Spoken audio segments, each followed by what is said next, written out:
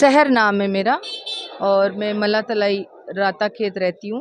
मेरा मम्मी का घर भी वहीं है मल्लातलाई में और अच्छी लिटरेट फैमिली से बिलोंग करती हूँ। मेरी शादी हुई थी 2004 में 18 में चीकू शोएब खान कोटड़ा के साथ।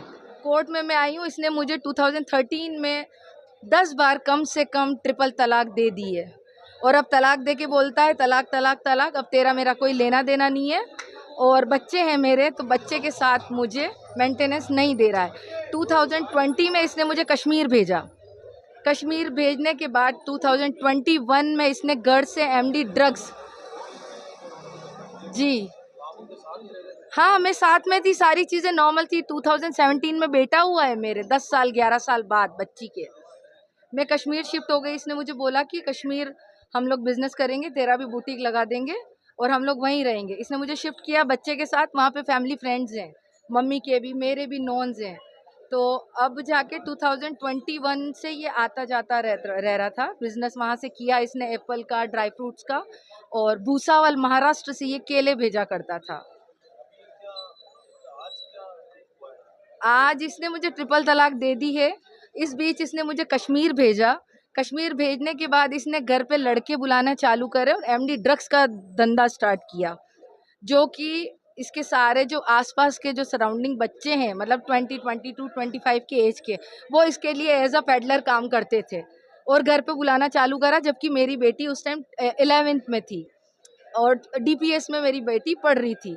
इसने उस टाइम लड़कों को सबको बुलाया करा घर पे। मेरा ऑब्जेक्शन करने पे इसने नाटक करने चालू कर दिए। 2022 में करीब इसका गुजरात में ड्रग्स का केस हुआ और फिर ये गायब हुआ, इधर उधर, घर पे भी कम आता जाता।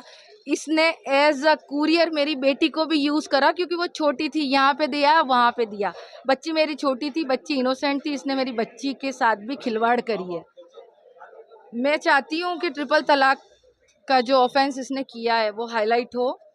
और दूसरा ये कि इसने मेरा गोल्ड 29 को रिसेंट ये सारा घर का सामान ले गया, इंक्लूडिंग तकिए, रजाई, गद्दे तक भी, मेरी बच्ची के सामने, जिसकी रिपोर्ट मैंने अम्मा माता थाने में दी है। परिवाद दायर हुआ है पर कोई एक्शन लिया नहीं गया। ट्रिपल तलाक का भी वो लोग को कोई नॉलेज ही नहीं है, जबकि सुप्रीम कोर्ट से वो सारी चीज़ें गलत है जो इसने किया है और ये शुरू से करता आ रहा है। ये सोनम नाज काजी जो है, इसको एज रखेल इसने रख रखा है।